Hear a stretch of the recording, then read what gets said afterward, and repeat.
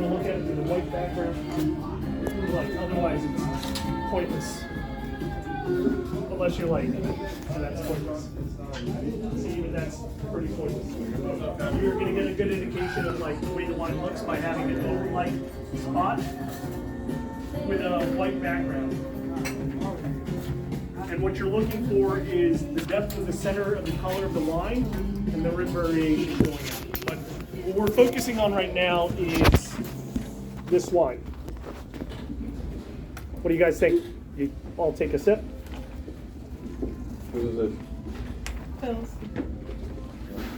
Pass it to me, I move spots. Appreciate that.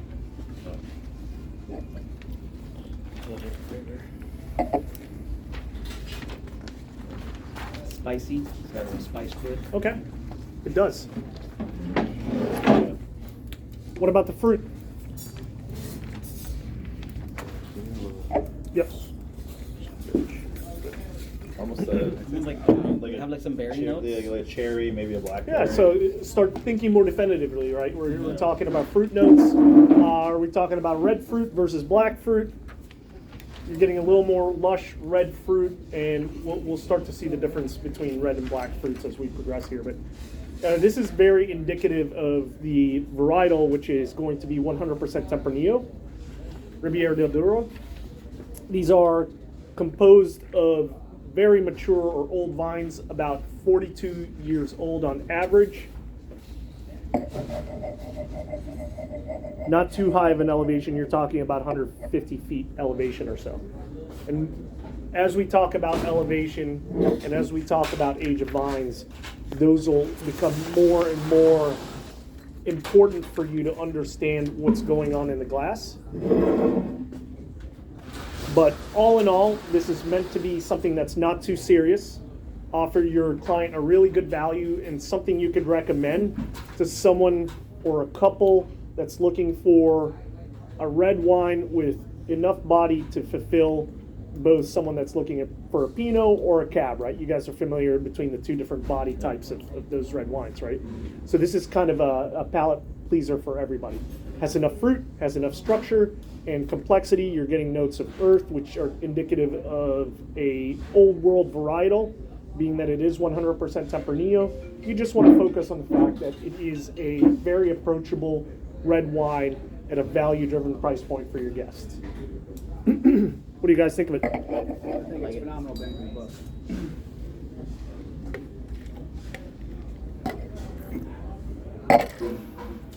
Very nice, yeah. I was gonna say, we're gonna go through all the wine glasses No, before. I'm dumping mine. I'm not even eating. No, yeah, definitely don't. So, Good call. and please don't rinse with water. Oh. Just about to say. Oh. Okay. So whoever just rinsed with water, give me your glass.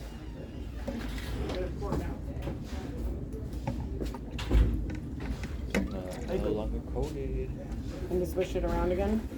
Yep, and then pour it out. It's like just do this.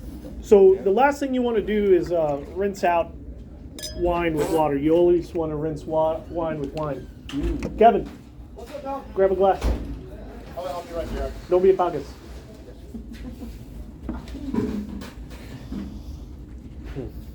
So, We've been selling this. what's that? Isn't that the? You have been selling this, yeah. Everybody that tried loves it. There you go. And that's the whole point. It's a really good value. It's that sweet spot price point, and it's a good way to segue into some of the other wines that you have as well. As far as the information that I just gave you, it's actually all right here in the back of the bottle as well. So it's made carefully from old vines, being 100% Tempranillo. The grapes are sourced from vineyard sites ranging from 45 meters and 42 years old. So, I mean, you don't need me if you guys just take the time to look at the back of the bottle and research a little bit of information, which I am going to tell you over and over again. There's nothing more important than you can do than to come in here 15 minutes early and read about 2 to 3 bottles of wine and make an effort to sell those bottles that night.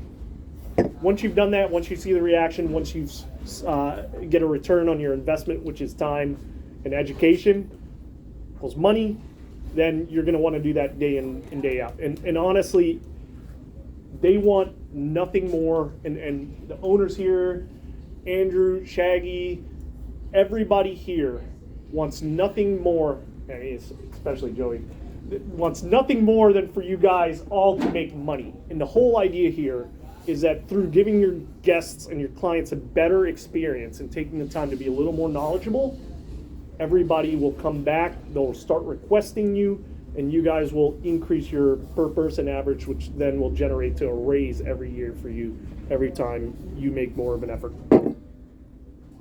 Malbec. So you guys have a couple Malbecs here. We have 2 vices, right? You do have 2 vices. Three. 3, yeah. We have the Vice Extra Añejo. That's we right. have Vice House. White label? Yes, Yeah. that's the house, and then we have now the Malbec that we recently Yes. had. Yes, we have two. I've seen 3 Malbecs now, other than you. Yes, so there are now 3 Malbecs. So you have a traditional Malbec that is going to follow the same philosophy as the Pagos, which is family owned, mature vines. This is going to be higher elevation, which is typical for South America and Malbec grown in South America. That is going to be a traditional region known for that varietal, which is Mendoza, even though it is not, what's that? Yes, Argentina. Even though it is not indigenous to Argentina, Argentina is certainly well known for Malbec. Malbec, its origin comes from France. Bordeaux and Syria argue that they are the first to have that varietal, but not to get into that. This is an American Malbec. So this Malbec comes from a single vineyard source in California, I believe Napa Valley, more specifically Oak Knoll District. So again, we're getting very specific here, which most of your wines are extremely specified. So not only does this come from California, within Napa Valley, this comes from Oak Knoll District. But even more specific to that, this comes from Mr. Truchard's backyard. So Malik Amrani, who's the winemaker, has had a long time relationship with the Truchard family. Their family home actually has just a few acres of Malbec planted there, and he buys the fruit from them and is bottling 100% Malbec from it, and that is what you have in the bottle here. So this is not sourced from all sorts of vineyards and blended to make a Napa Valley or Oak Knoll Malbec. This literally comes from one single vineyard source. And so this is the true expression of Oak Knoll District Malbec 100% that you're going to experience here. So for you to have that guest that's diehard Malbec, you can offer them The wine on very wine, different experiences on it that doesn't varietal. change, like a clean glass kind of thing. Say that one more time. Like having the wine from their glass, it doesn't change the profile of the wine, of the new wine at all. So the idea is that we're pouring a red wine that is more full and bodied over a lighter wine here. So yeah, that's So we're progressing there. Sometimes it will, most often it will, but it won't affect it as much as diluting it with water. We're grabbing a fresh glass that has chemicals from the dishwasher. So a conditioned glass is always going to be best. Back to that, I'd like to season the decanter after I rinse it and clean it, because after who knows what kind of air has been breathed, you always got to wash it. You don't want that soap or water to dilute a freaking $1,000 bottle of wine. Now, is it okay? Pretty much any red will do. Usually I just grab a house Pinot Lighter, Malbec, yeah, just lighter. super light. Just Well, to get it you want to rinsed, make I sure pour it that out. wine is not off. So you want to taste that wine Oh, if you're yeah. gonna, and you could call it season if you're gonna condition a decanter. Condition's a better word, and that's, Right. I always reach for the And word depending on there. how expensive it is, I might even condition the decanter with whatever red wine that they had prior to that Okay, table, so that it's going to be equal quality. So you could use maybe some of the wine left in the first bottle. Yep, if you were to have a second decanter, but maybe. be careful with that.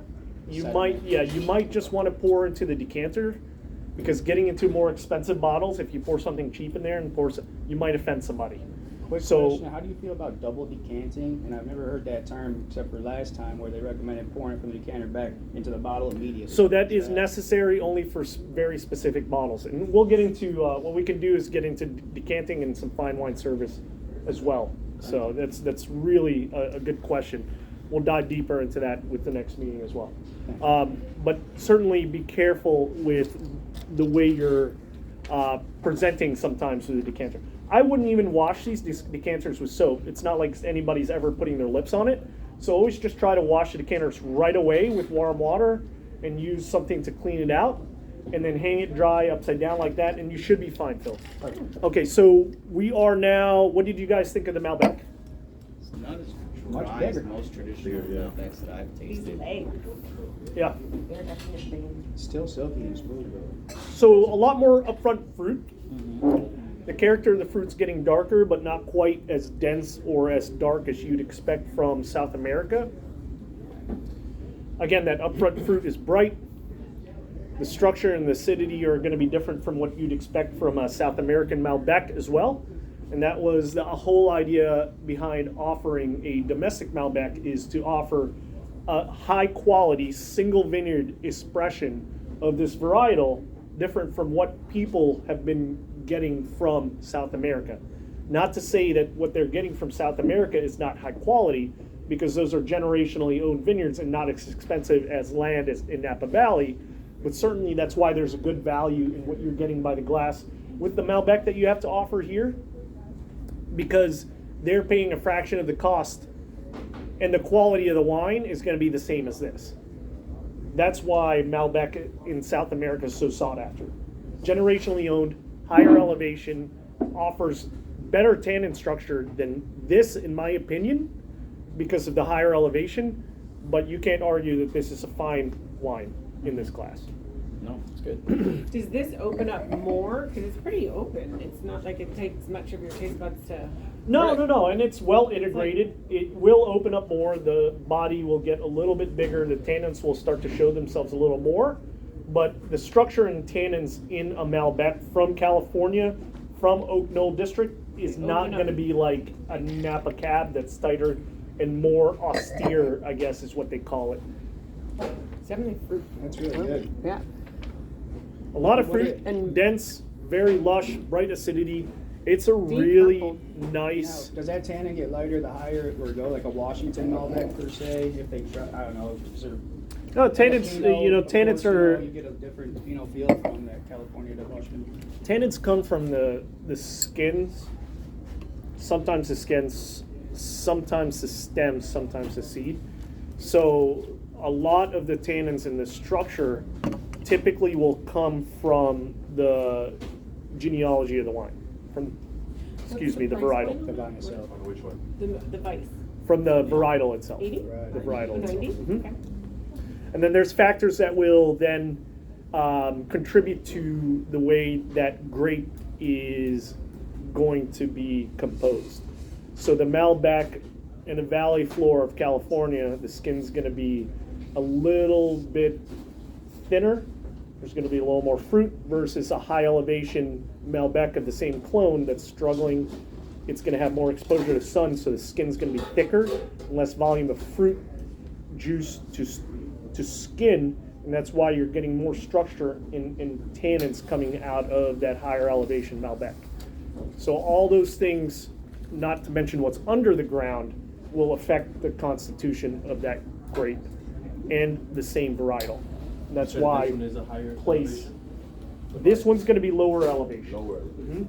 And that's why the structure and the tannins are not as pronounced. And you'll start to see that here with the Lamborn Zinfandel.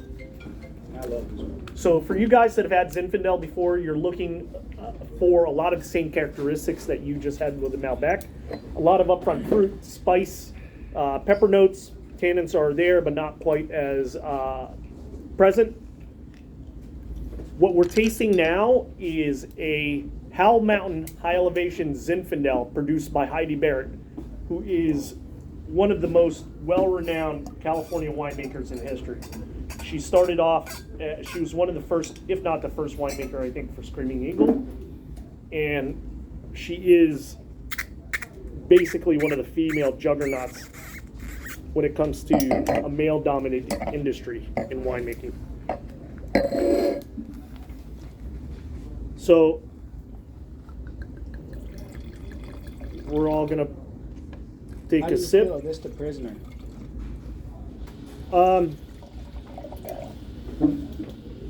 Well, let's talk about this, and then we'll talk about Prisoner.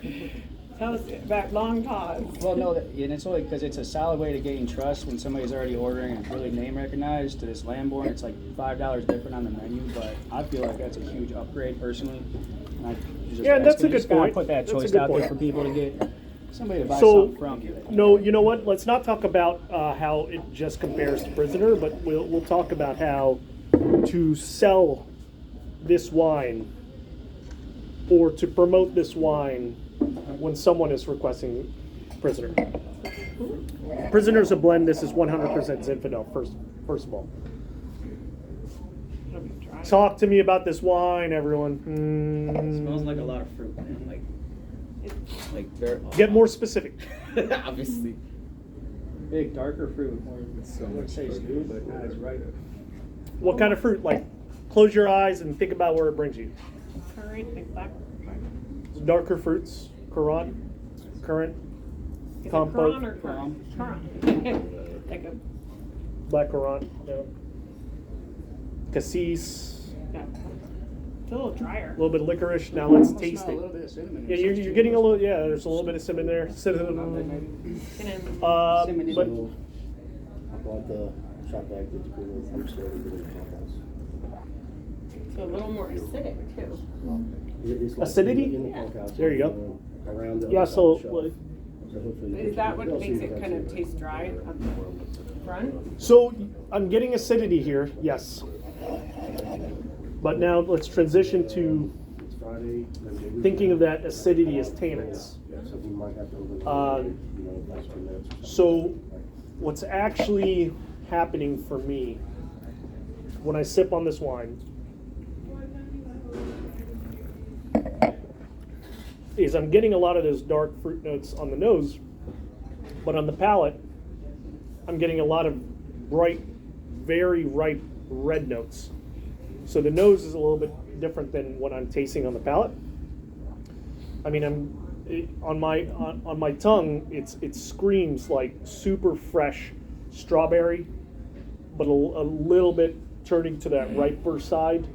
I'm getting a little bit of cedar, a little bit of tobacco, just a hint of menthol on the outside here. But what's happening is that tannin and structure, when I rub my tongue across the roof of the mouth, that grips a little bit. The tannins are very creamy, and what's giving me a good indication of acidity, which this is what you have to kind of flip your mind and pay attention to, is that you ever had like sour Skittles or like salt and vinegar chips? You know, when, well, not just there. What happens is, yes, you get a little bit of that too. But when you eat the chips and you think about it, or you think about your next chip or sour Skittle, your salivatory glands start going crazy, right? Yeah. So what's happening with me actually is that my salivatory glands are going crazy, but not like so intense that it's just going on overdrive. And the viscosity of my salivatory glands, or what it's excreting, is not so thick either. So the acidity's there.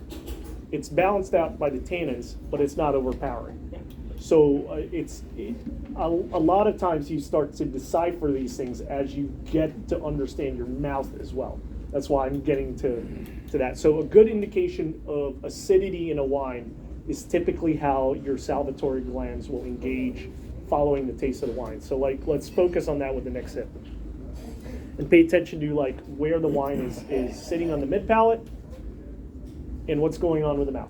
Now, moving away from kind of the tasting notes and what's going on here, let's go over the selling notes here. So this is Howell Mountain Zinfandel, which is really rare since Cabernet is more expensive and can fetch quadruple the amount per ton than Zinfandel, though this is one of the oldest vines in Napa Valley. This was planted about in the 60s, and Heidi Barrett, this might be the only expression of Zinfandel from Heidi Barrett, certainly the only expression of Heidi Barrett Howell Mountain Cab or Zinfandel that you will ever have. The 2200 is a blend of the Lamborn Cab and the Lamborn Zinfandel. Half of this sold to Outpost, of which Talbot Rivers Brown is now the winemaker, but the original planting is from the Lamborn family.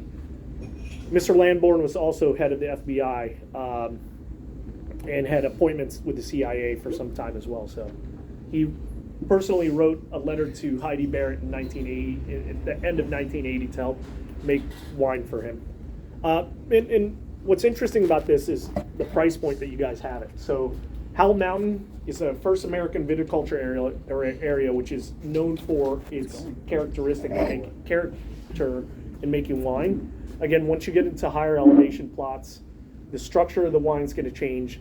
The reason why this Zinfandel is the way it is because you're getting tighter berries, more structure, the tannins are more pronounced, older vines, so the vines go deeper into the earth.